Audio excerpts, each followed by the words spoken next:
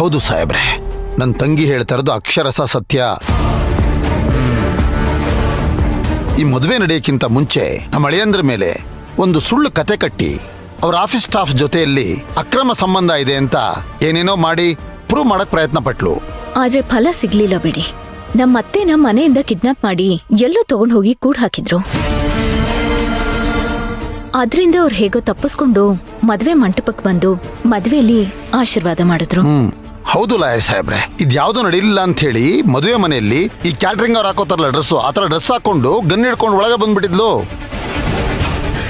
ಆಕಸ್ಮಿಕವಾಗಿ ನನ್ನ ಕಣ್ಣಿಗೆ ಬಿದ್ಲು. ನಾನು ಹಿಡಿಯಕ್ಕೆ ಎಷ್ಟೆಷ್ಟೋ ಪ್ರಯತ್ನ ಪಟ್ಟೆ, ಅಲ್ಲಿಂದ ತಪ್ಪಿಸ್ಕೊಂಡು ಹೋಗ್ಬಿಟ್ಲು. ಸಿಕ್ಕಿದ್ದಿದ್ರೆ ಅವತ್ತೇ. ಅದನ್ನೆಲ್ಲ ಈಗ್ಲೂ ನೆನೆಸ್ಕೊಂಡ್ರೆ ಕೋಪ ಬರುತ್ತೆ.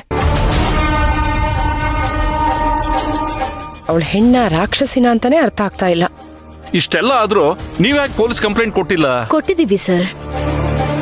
ನಾವಿದ್ರು ನಮ್ ನಾದ್ನಿ ಮಗುನ ಹೊಟ್ಟೆನಲ್ಲೇ ಸಾಯಿಸಿದ್ಲು. ಆ ವಿಷಯ ನಮಗ್ ಗೊತ್ತಾಯ್ತಲ್ಲ, ಅವತ್ತೇ ಕಂಪ್ಲೇಂಟ್ ಕೊಟ್ಟಿದೀವಿ. ನಾವು ಕಂಪ್ಲೇಂಟ್ ಕೊಟ್ಟಿದ್ ವಿಷಯ ಗೊತ್ತಾಗಿ ನಮ್ಮತ್ತೆನ ಮನೆಯಲ್ಲಿ ಕೂಡ್ ಹಾಕಿ ಓಡ್ ಹೋಗಿದ್ದಾಳೆ. ಆವಾಗಿಂದ ಅವಳು ಪೊಲೀಸರಿಗೆ ಕಣ್ಣ ಮುಚ್ಚಾಲೆ ಆಡಿಸ್ತಾನೆ ಇದ್ದಾಳೆ. ಹೌದು ಸಾಹೇಬ್ರೆ, ಈಗ ನಿಮ್ಮನ್ನು ಕರೆಸಿದ ಉದ್ದೇಶನೂ ಇದೆ. ಹೇಗಾದ್ರೂ ಮಾಡಿ ಅವಳು ಎಲ್ಲಿದ್ದಾಳೆ ಅಂತ ಹುಡುಕಿ ಅರೆಸ್ಟ್ ಮಾಡೋ ತರ ಕೋರ್ಟ್ ಪೊಲೀಸವ್ರಿಗೆ ಆದೇಶ ಕೊಡಕ್ ಸಾಧ್ಯನಾ? ಖಂಡಿತ ಇದೆ. ನಾವು ಈ ಮಂತ್ರನ ಪೊಲೀಸ್ನವ್ರ ಕೈಗೆ ಇಡಿಸ್ಬೇಕು ಅಂದ್ರೆ ಕೋರ್ಟ್ ಅಲ್ಲಿ ಹೇಬಿಯಸ್ ಕಾರ್ಪಸ್ ಅರ್ಜಿ ಹಾಕ್ಬೇಕು. ಸಾಹೇಬ್ರೆ, ನನ್ಗೆ ಅರ್ಥ ಆಗ್ಲಿಲ್ಲ. ಹಾಗಂದ್ರೆ ಏನು? ಯಾವುದೇ ವ್ಯಕ್ತಿ ತುಂಬಾ ದಿನಗಳಿಂದ ಮಿಸ್ಸಿಂಗ್ ಆಗಿದ್ದು ಅವ್ರನ್ನ ಹುಡುಕಿ ಕೊಡ್ಲೇಬೇಕು ಅಂತ ಕೋರ್ಟ್ ಅಲ್ಲಿ ನ್ಯಾಯಾಧೀಶರು ಮುಂದೆ ಮನವಿ ಮಾಡಿಕೊಳ್ಳುವಂತ ಒಂದು ಕಾನೂನು ವ್ಯವಸ್ಥೆ. ಓಹೋ. ಎಬಿಎಸ್ ಕಾರ್ಪಸ್ ಒಪ್ಕೊಂಡು ಕೋರ್ಟ್ ಏನಾದ್ರೂ ಆರ್ಡರ್ ಮಾಡಿದ್ರೆ? ಈ ಹೇಬಿಯಸ್ ಕಾರ್ಪಸ್ ಅರ್ಜಿಗೆ ಕೋರ್ಟ್ ಏನಾದ್ರೂ ಅನುಮತಿ ಕೊಡ್ತು ಅಂದ್ರೆ ಪೊಲೀಸ್ನವರು ಆಕೆನ ಹುಡುಕಿ ಕೊಡ್ಲೇಬೇಕಾಗುತ್ತೆ. ಹಾಗಾದ್ರೆ ಇದನ್ನೆಲ್ಲರೂ ಬಳಸ್ಕೋಬಹುದಲ್ವಾ? ಹಾಗೆಲ್ಲ ಪ್ರತಿಯೊಬ್ರು ಇದನ್ನ ಬಳಸ್ಕೊಳಕ್ ಬರಲ್ಲ. ಇದಕ್ಕೆ ಅಂತ ಕೆಲವು ರೂಲ್ಸ್ ಅಂಡ್ ರೆಗ್ಯುಲೇಷನ್ಸ್ ಇದೆ. ಸುಮ್ನೆ ಈ ಕಾನೂನನ್ನ ದುರುಪಯೋಗ ಮಾಡ್ಕೊಂಡ್ರೆ ಕೋರ್ಟ್ ಸಮಯ ವ್ಯರ್ಥ ಮಾಡಿದಕ್ಕೆ ಹಾಗೆ ಮಾಡಿದವ್ರಿಗೆ ಶಿಕ್ಷೆ ಕೊಡುತ್ತೆ. ಒಂದು ಸಲ ಕೋರ್ಟ್ ಆರ್ಡರ್ ಮಾಡ್ಬಿಟ್ರೆ ಈ ಪೊಲೀಸ್ನವರು ಶಾರ್ಪ್ ಆಗಿ ಹುಡುಕಾಟಕ್ಕೆ ಇಳಿತಾರೆ. ಆದಷ್ಟು ಬೇಗನೆ ಆಕೆನ ಕಂಡು ಹಿಡಿಬೇಕಾಗುತ್ತೆ. ಆಕೆ ಒಂದ್ಸಲ ಅರೆಸ್ಟ್ ಆದ್ಮೇಲೆ ಆಕೆ ಮೇಲೆ 3-4 ಕೇಸ್ ಹಾಕಿ ಜೀವನ ಪೂರ್ತಿ ಜೈಲಲ್ಲೇ ಕೊಳೆಯೋ ಹಾಗೆ ಮಾಡೋಣ.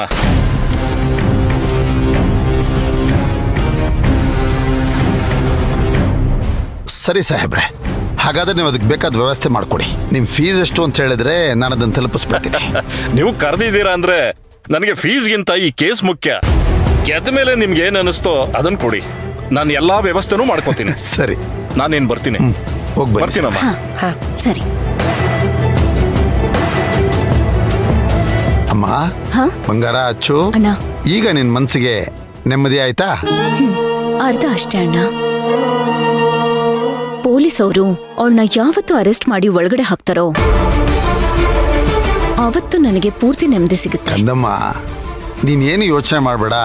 ಕೆಲಸ ಆಯ್ತು ಅಂತ ತಿಳ್ಕೊ. ಲಾಯರ್ ಸಾಹೇಬ್ರು ಹೇಳೋಗಿದ್ದಾರೆ ತಾನೆ, ಅದಕ್ಕೇನೇ ಖರ್ಚು ಬಂದ್ರು ನಾನು ನೋಡ್ಕೋತೀನಿ. ನೀನ್ ಈ ವಿಷಯನ ಮನೆಗೆ ಹೋದ ತಕ್ಷಣ ಸುಶಾಂತ್ ಅವ್ರಿಗೂ ಒಂದ್ಸರಿ ಹೇಳ್ಬಿಡು. ಅವ್ರ ಮನ್ಸಿಗೂ ನೆಮ್ಮದಿ ಸಿಗುತ್ತೆ. ಸರಿನಾ? ಸರಿ ಅಣ್ಣ. ಅದ್ಕೆ ನಾನೇನ್ ಹೊರಡ್ತೀನಿ. ಬಂದು ತುಂಬಾ ಹೊತ್ತಾಯ್ತು, ಮನೇಲೆಲ್ರೂ ಕಾಯ್ತಿರ್ತಾರೆ. ಇರಮ್ಮ, ಕುಂಕುಮ ಕೊಡ್ತೀನಿ. ಇಷ್ಟ ದಿನ ನಿನಗ್ ಮದ್ವೆ ಆಗಿರ್ಲಿಲ್ಲ ನೋಡು. ಇನ್ಮೇಲೆ ಯಾರ್ ಮನೆಗೆ ಹೋದ್ರು ಅರಿಶಿನ ಕುಂಕುಮ ತಗೊಂಡು ಮಾಂಗಲ್ಯಕ್ಕೆ ಹಚ್ಕೊಂಡು ಆಮೇಲೆ ಆ ಮನೆಯಿಂದ ಹೊರಡ್ಬೇಕು. ಅವ್ರು ಕೊಡದೆ ಹೋದ್ರು ನೀನೇ ಕೇಳ್ಬೇಕು. ನಿಮ್ ಅಣ್ಣನ್ ತರ ಕೋಲೆ ಬಸ್ಸುನಾಗ ಹೋಗೋದು ಹೋದ ಪುಟ್ಟ ಬಂದ ಪುಟ್ಟ ಅಂತ ಬರೋ ಹಾಗಿಲ್ಲ, ಆಯ್ತಾ? ಹಲೋ ಸುಮಾ, ಇದೊಳ್ಳೆ ಆಯ್ತಲ್ಲ. ನಿನ್ ಮಗುನ್ ಕರ್ಕೊಂಡು ಕುಂಕುಮ ಕೊಡು, ಅರ್ಶನ ಕೊಡು, ಒಡವೆ ಕೊಡು, ಬಟ್ಟೆ ಕೊಡು, ಏನಾದ್ರು ಕೊಡು. ಸೆಂಟ್ರಲ್ ಅನ್ನೇ ಕೇಳ್ಕೊಂಡ್ ಬರ್ತೀಯಾ? ನೀವೆಲ್ಲಾದ್ರಲ್ಲೂ ಅಚ್ಚುನ ಹೇಳ್ಕೊಂಡ್ ಬರ್ತಿರ್ತೀರಲ್ಲ. ಸಿಂಪಲ್. ಬಾಮ್ಮ ಅಚ್ಚು, ಅವ್ರದ್ದು ಇದ್ದಿದ್ದೆ. ಕೋಲೆ ಬಸವ ಕೋಣ ಅನ್ಕೊಂಡು ನಾನು ಕೋಣದ ತರ ಇದೀನಿ, ಆನೆ ತರ ಇಲ್ಲ.